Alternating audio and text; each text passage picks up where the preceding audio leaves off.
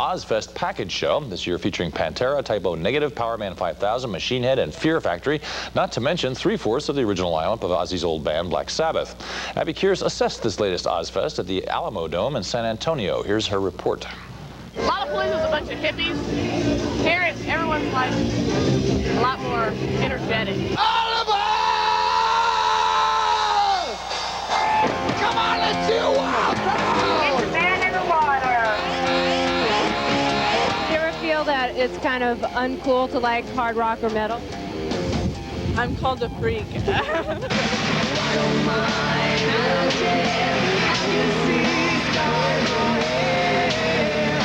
not computers, it's not techno, and it's not a big bunch of Hollywood. It's rock and roll. That's what people really dig.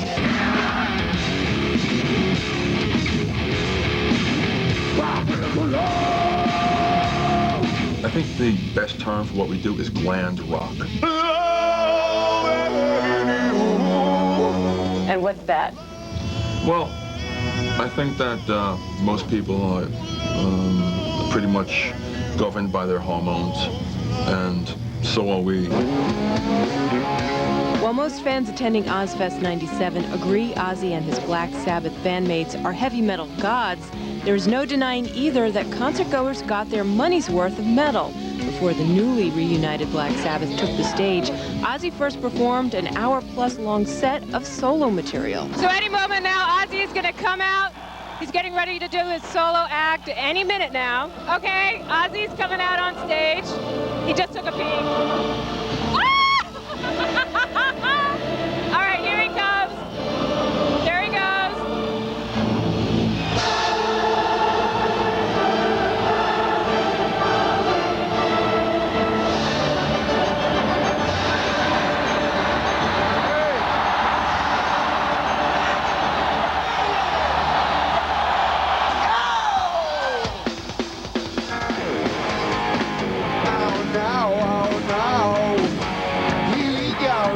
Do you think that Marilyn Manson has taken some of the heat off you, that you're not in the center of this? I don't think about it, and I don't really care, you know. I mean, I've never really acknowledged the heat. I mean, the only thing about having a controversial edge to it, is you get pretty damn tired when people still to this day go, "So, Az, did you really bite the head of the bat?" It's like, oh, come on.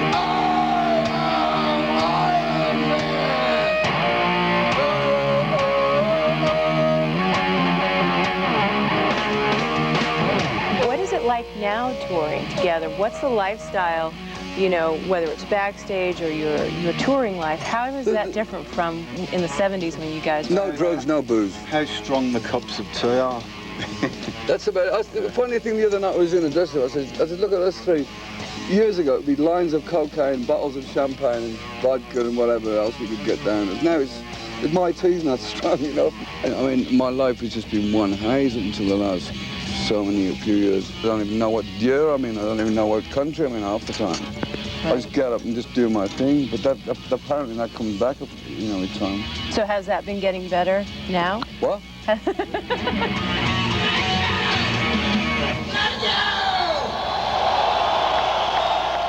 That was indeed drummer Mike Borden of Faith No More on drums behind Ozzy. Ozzfest 97 will be joined on Sunday for 8 dates by Satan's Sunbeam, Marilyn Manson. Well, back east, meanwhile, it was a typically eventful week for English metal icon Ozzy Osbourne, now touring the States with his Ozzfest 97 package show. Ozzy blew his voice out just before a date in Columbus, Ohio on Tuesday night, and the last-minute news that the headliner would not be appearing rubbed about 1,000 fans in the sold-out crowd at the 20,000-seat Polaris Amphitheater the wrong way.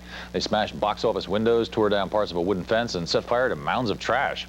23 attendees were arrested, and one was treated for minor injuries at a local hospital. Here's more from fans on the scene. They were just trashing the place because everybody's angry. We need our money back because we didn't get our concert. When one of the band members announced that Ozzy wasn't here, the guys ran to the fence and started tearing it down. And all of a sudden, bonfires broke out in the lawn. People were setting seats on fire, setting the wall on fire. And I work here, and not tonight, but I have to clean all this stuff up tomorrow. Polaris Amphitheater officials say they'll announce refund information for that show soon.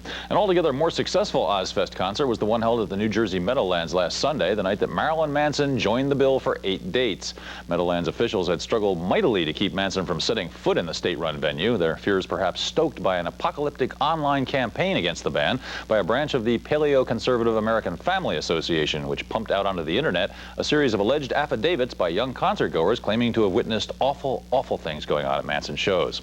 These stories seemed unlikely at best. Manson called them lies, and drawing a bead on both the AFA and the Meadowlands management, he hired a First Amendment lawyer and, backed by Ozzy Osbourne, started fighting back. And he won. Here's a report from the victory gig. You don't understand him. He's just a singer. He's not going to kill anybody. If they want to like censor us, then we're going to battle. And if we're battle, then we're going to win. Because like the masses know, the masses rule. I mean, as long as this is still considered a democracy, there's nothing anybody's going to do to stop us. Welcome to hell. There were no mutilated puppies or crazy sex acts in evidence when rock's most misunderstood band played Ozzfest at the Meadowlands. There was just music, Manson, and his friend Ozzy defending their right to perform there. I think it was necessary for us to set a precedent by pursuing this legally so that we would have a right to play the show, because I think not only was Marilyn Manson in jeopardy, but also rock music in general, and the Constitution of the United States.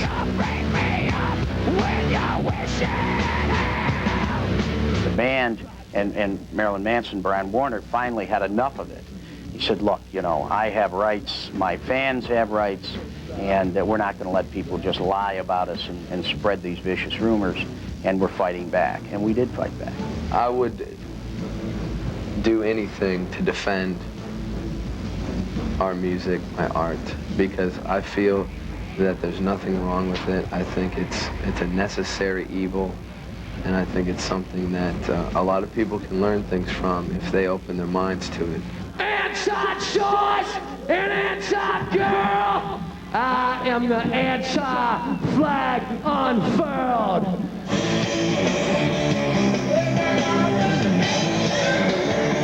I've been around a long time, and I think it's pathetic that a place like the United States of America and the world in general has to pick on rock and roll music. What's the matter with them? Get a life, you know. Ozzfest 97 with Marilyn Manson very much on board pulls into Minneapolis on Sunday. Be afraid. There's lots more.